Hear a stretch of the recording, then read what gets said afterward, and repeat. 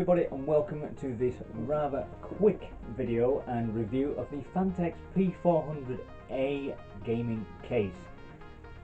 Yes, I haven't got a table, there's no desk, I'm on the floor. Yeah, you just have to get used to that bit.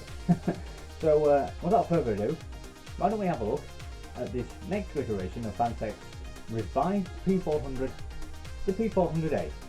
Okay, let's get this started. So let's get the camera at least looking somewhat decent. There we go. Look at my ugly mug. Yes, let's break the lens. Okay, so start with the box. There's a box. But what we're going to do is we're going to take it out of the box and we're going to have a bit of a look at what this case actually has. What stuff you can put in, what it's capable of being installed in it, the airflow look, the scope of potential, to be quite honest. So we're going to have a look at this right now. Oh. This is going to be rather difficult because I'm going to have to try and keep this in shot. Yeah. Oh, excuse me. So without further ado, let's get it out.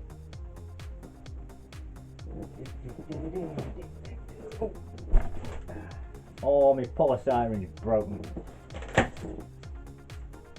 That's a good start, isn't it? Oh, as long as the actual case isn't damaged, I think pretty much alright.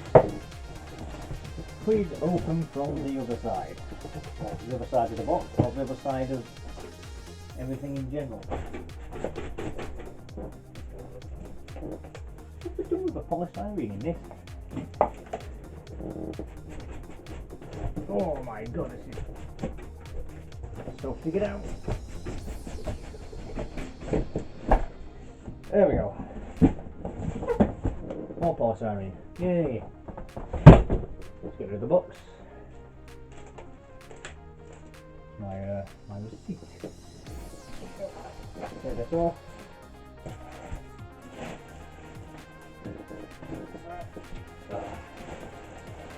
Take the plastic cover off it.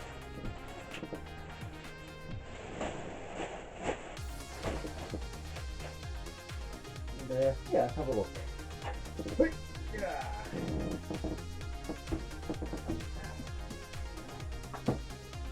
Yeah, tempered glass, handle with care. So now that's out of the box, let's grab the camera and have a bit of a shufty on what this thing's got.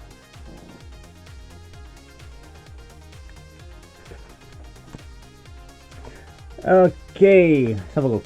You've got your tempered glass sticker just to make you aware of, you know, don't damage it. Look at all the... Ooh, what earth is that? Where has this been stored? God knows. At the back, you've got your normal exit grill there, and oh, it's got a pre-installed fan. That's quite good. Quite a lot of expansion bays at the back. I've got these little handy thumb screws. However, it's a good idea to have thumb screws there, but I can't even get my finger onto them without breaking a nail. Got your support there if you want to vertically have your GPU. Look at the top. You've got your usual microphone and headphone sockets, 2 USB 3.0 jacks, which is quite handy because my old case had only just one, and one USB 2.0. Cooling, that's pretty decent cooling. You've got a magnetic mesh strip right there. Support at the top for fans. Maximum radiator size on this, I would probably say it's around about a 240mm. There's no way a 360mm is going to go on there. Well, that's a shame. I was kind of hoping it would be big enough. Oh well, never mind. And your nice power button, very nice clicky. I apologise for the camera flickering, as it's not the greatest camera in the world. Looking at the front, you have Phanteks' new mesh front panel, really fine mesh. Looks like it'll be really decent. Can I pop this front cover off? How do you get this off? I can see this has been a bit of a pain in the backside. You don't want to yank it and end up breaking something. I think that's on there pretty tight actually. There must be a way of getting this off, but chuff knows. We shall have to have a look. Prior to that, nice little Phanteks logo right there. Oh, there we go. Whey. That was easy enough. Oh, and you got another fan right there. Ooh, they're actually decent fans. Looks like they're going to get a lot of decent static airflow on that. Really nice clip design for your front case. It's not just like a popping thing. These looks like they actually grasp it as you're fitting it on. Support at the front, by the looks of it, is at a maximum of a 360 radiator, which is ideal. However, you have got this drive bit here,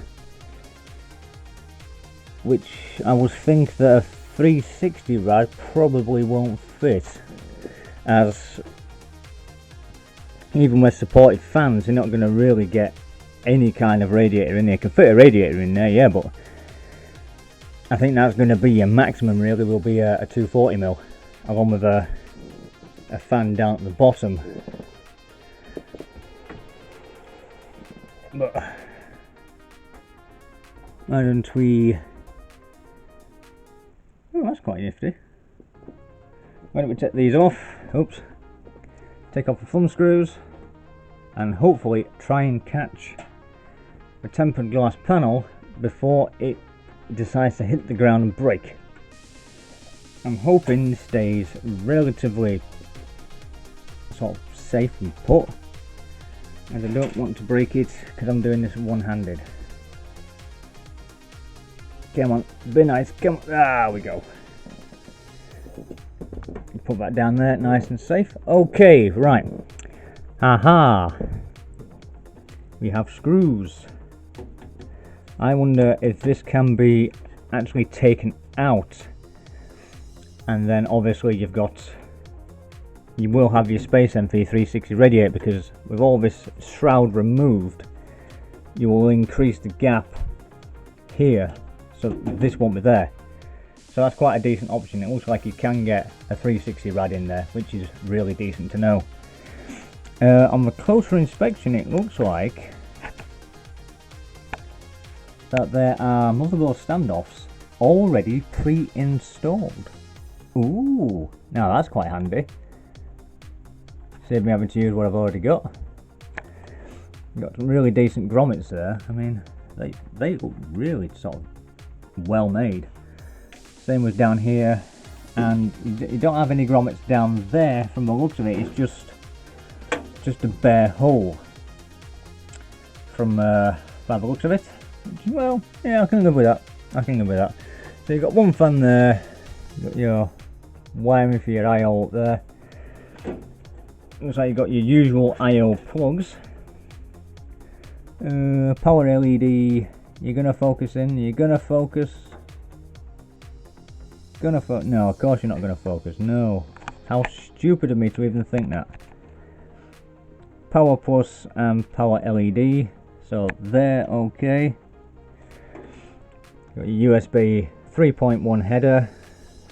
That's quite a thick cable on that one. That's a thick boy, that. Right, okay, enough of that. I've got another wire here which is stuck, which I'm assuming is HD audio. Da -da -da -da -da -da -da. Yes, it's HD audio. What on earth is that? Why is it just some random wire just poking out? Well, it's not poking out, it's looped. What is that in aid of? And you've got your reset switch thingy buried down there, hiding. So if you're buying this for the first time, you do have two included fans, one at the back, one at the front, intake and exhaust. Which, yeah, that's relatively quite handy. At least you know you've actually got some fans already pre-installed. I'll be taking these out obviously and fitting the deep cool ones, which I have already in there, which is somewhere in there. But overall, it's a lightweight chassis. He says, yeah. Oh yeah, very lightweight. Oh dear. Right, let's take the back panel off with little thumb screws, which have been tightened by a screwdriver by the feel of it. God, that was tight. That's what he said. Oh dear God, that's a bit tight. Well, I'm gonna have to do this. Hey, where's everyone going? Right, come on. There we go. Wow, that was tight. That's off. And that just pops off. To reveal the back of the case. And wow, looks like you got a really decent amount of cable channel in there. It's like most of the wires are already pre-channeled for your I/O. Got a SATA power connector. I would assume that'll be for any kind of RGB you've got installed in the system. I reckon that. Oh, that's a fan connector. That's all right.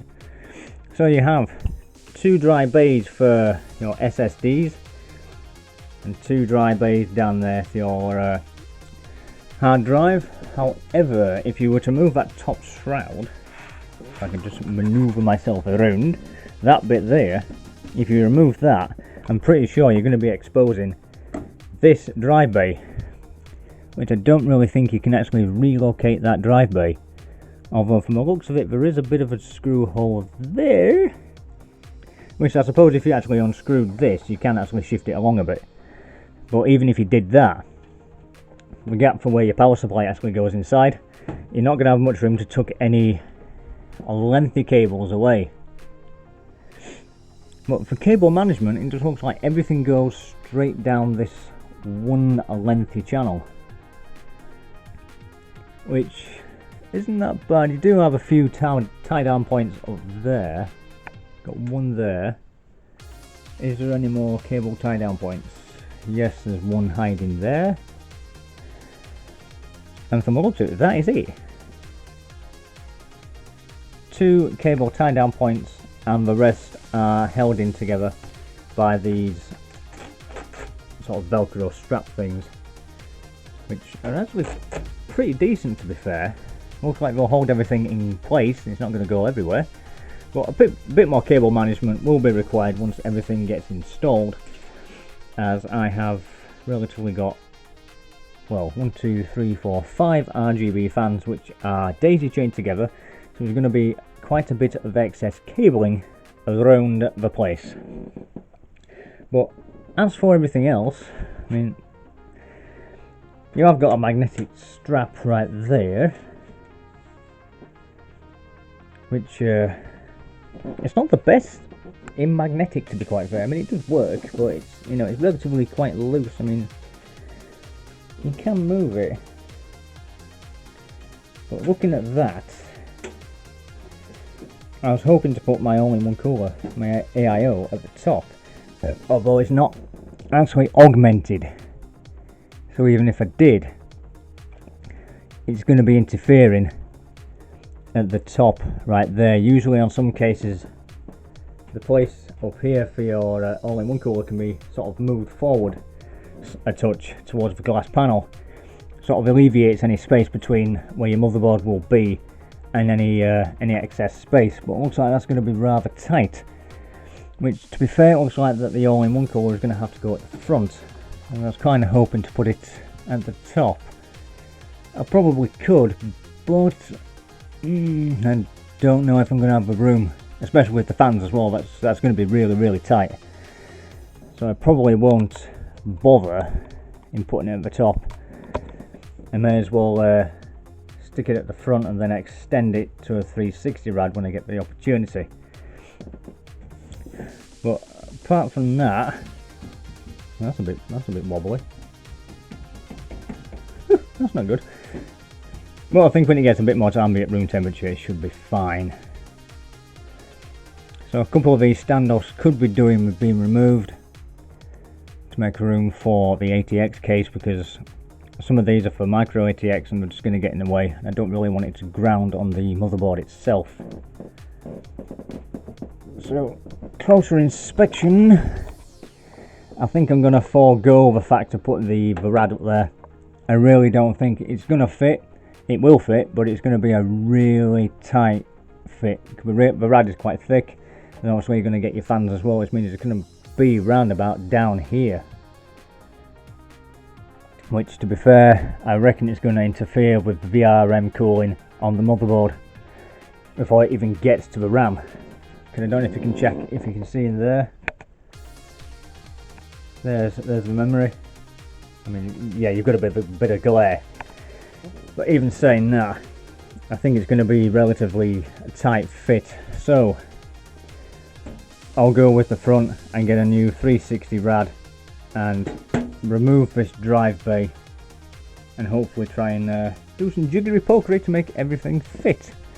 Looks like you have got there, so you can remove these. Not actually sure what they're for.